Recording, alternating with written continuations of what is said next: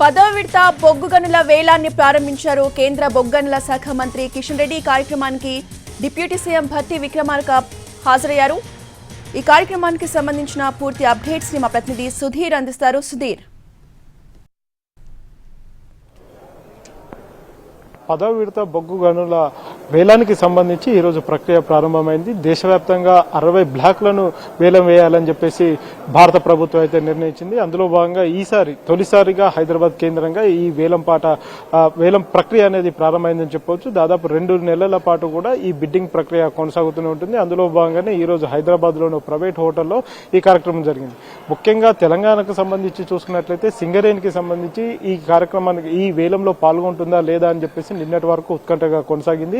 అయితే ఈ రోజు రాష్ట్ర డిప్యూటీ సీఎం భట్టి విక్రమార్క మాట్లాడిన దాన్ని బట్టి చూస్తే మాత్రం ఈ వేలంపాటలో ఇప్పుడు ప్రస్తుతం సింగరేణి పార్టిసిపేట్ చేయట్లేదని చెప్పేసి చాలా స్పష్టంగా అర్థమవుతుంది.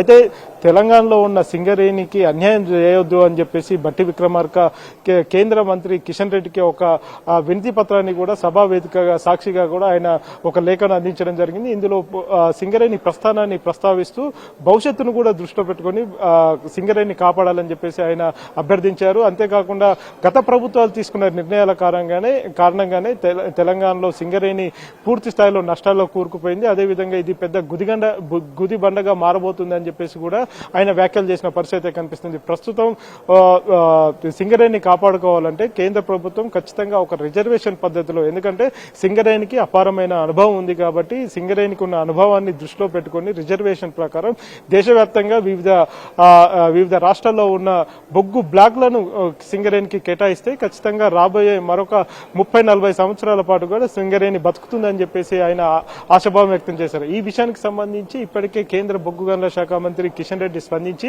ఎట్టి పరిస్థితుల్లో కూడా బొగ్గుకు సంబంధించి, అంటే ప్రస్తుతం ఇప్పుడు వేలం నిర్వహిస్తుంది కేవలం ఆదాయం కోసమే కాదు, ఆయా రాష్ట్రాల ప్రయోజనాల కోసమే ఈ వేలం పాట నిర్వహిస్తున్నామని చెప్పేసి కేంద్ర బొగ్గు గనుల శాఖ మంత్రి కిషన్ రెడ్డి స్పష్టం చేశారు. ప్రస్తుతం తెలంగాణ కావచ్చు, అదేవిధంగా సింగరేణి ఎదుర్కొంటున్న సమస్యలన్నీ కూడా తన దృష్టికి ఉన్నాయి. తాను తెలంగాణ బిడ్డనే కాబట్టి తనకు కూడా సింగరేణికి సంబంధించిన పూర్తి వివరాలు తెలుసు. ప్రస్తుతం 49% వాటా కేంద్ర ప్రభుత్వానికి సింగరేణిలో ఉంది కాబట్టి సింగరేణిని కూడా కాపాడుకుంటామని చెప్పేసి ఆయన చెప్తూనే ఇటీవల ఒరిస్సాలో నిర్వహించిన వేలంపాటకు సంబంధించి అక్కడ ఇప్పటికీ సింగరేణి తరఫున అక్కడ ఉన్న బొగ్గు బ్లాక్ ఏదైతే ఉందో అది ఇప్పటికీ కార్యాచరణ స్టార్ట్ కాలేదు. ఎందుకు స్టార్ట్ కాలేదు అనే విషయానికి సంబంధించి ఆ రాష్ట్ర ప్రభుత్వంతో అదేవిధంగా ప్రస్తుతం తెలంగాణ రాష్ట్ర ప్రభుత్వం కూడా చర్చలు జరుపుతామని చెప్పేసి ఆయన స్పష్టం చేసిన పరిస్థితి కనిపిస్తుంది.